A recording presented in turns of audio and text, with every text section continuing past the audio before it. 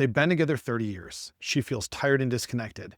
He's worried he's losing his edge. They love each other, but something feels off. If you're in your 50s and want to stay healthy together, then this video is for you, because growing older doesn't have to mean growing apart. So let's talk about Karen and David. They're not real people, but they represent a story I hear often.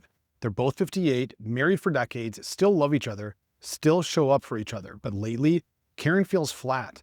Low energy, low libido, sleep's gotten worse. She says, I just don't feel like myself. I'm not depressed, but I'm not thriving either.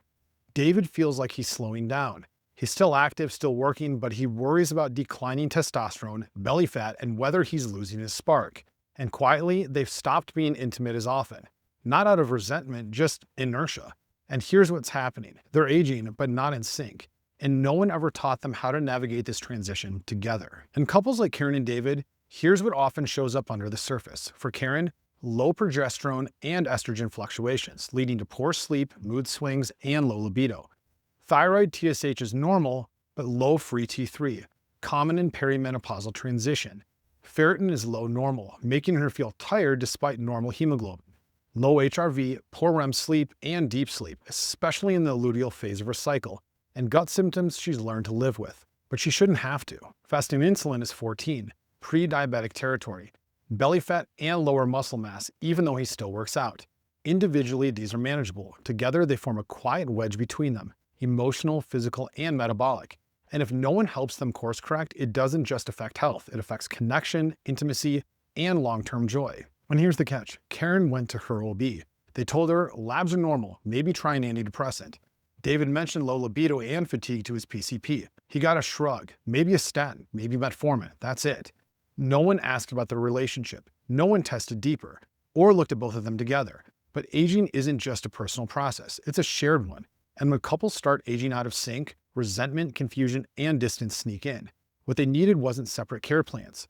They needed a shared strategy, one that honors their connection as much as their labs. So here's what we might build for a couple like Karen and David. Number one, joint assessments together. Full lab panels for both. Hormones, insulin, inflammation, cardiovascular markers.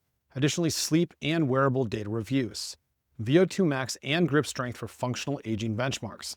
And libido and intimacy check-ins, tracked over time, not just once. And number two, sleep and recovery redesign. So shared light exposure routine. Morning walks, evening wind down. Next, cut screens an hour before bed and swap scrolling for shared connection. Magnesium threonate and glycine stack for her, ashwagandha for him.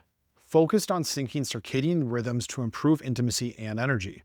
Third, hormone support, personalized. Karen started on cyclical bioidentical progesterone, then added low-dose estrogen. David optimized with micronutrients, stress modulation, and eventually low-dose TRT. Focus was not to fix, but to restore what time had eroded. Fourth, a shared training plan. So 3 times a week, strength training workouts they did together or at the same time. Zone 2 cardio on weekends, hiking, walking, biking. Built-in competition and encouragement, not pressure. And muscle became a shared goal, not just a vanity metric. And fifth, connection coaching. Weekly check-ins, not therapy, just space to talk. Prompt cards for discussing physical and emotional changes. Reinforced that libido is relational, not just hormonal. And lastly, focused on curiosity over criticism. And the outcome? They didn't just get stronger, they got closer. So what are the takeaways for you? If you're in your 50s and feel like you and your partner are drifting, here's what I want you to know.